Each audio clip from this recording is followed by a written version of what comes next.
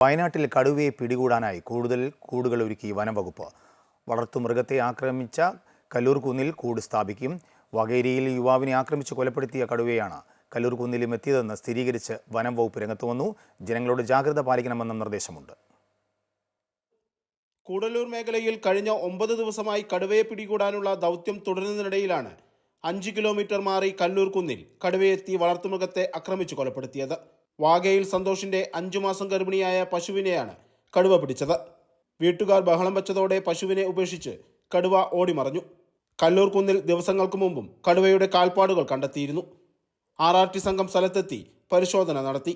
പശുവിന്റെ ജഡം ഇരയായി നിർത്തി കടുവയ്ക്കായി കെണിയൊരുക്കാനാണ് വനവകുപ്പിന്റെ തീരുമാനം. എന്ന് പറയുന്നത് ഇന്ന് വളരെ നിർണായക ദിനമാണ്.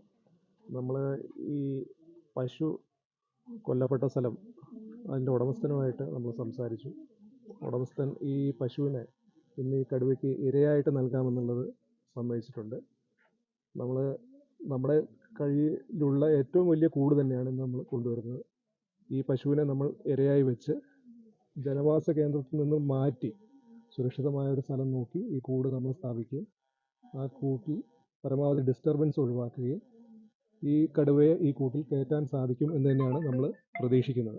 കല്ലൂർകുന്നിലെ കടുവാ സാന്നിധ്യം പ്രദേശവാസികളെ ഭീതിയിലാഴ്ത്തിയിട്ടുണ്ട്. ജനങ്ങൾക്ക് ജാഗ്രതാ നിർദ്ദേശവും വനംവകുപ്പ് നൽകി. കല്ലൂർകുന്നിൽ കൂടൊരുക്കുന്നതോടെ കടുവയെ പിടികൂടാൻ പ്രദേശത്ത് സ്ഥാപിച്ചിരിക്കുന്ന കൂടുകളുടെ എണ്ണം 5ആയി. കടുവയെ കണ്ടെത്താനായി കൂടുതൽ RRT സംഘങ്ങളും സ്ഥലത്തെത്തും. കണ്ണൂർ, കോഴിക്കോട് എന്നിവിടങ്ങളിലെ സംഘമാണ് വാഗേരിയിലെത്തുക. അമൃത ന്യൂസ്, വയനാട്.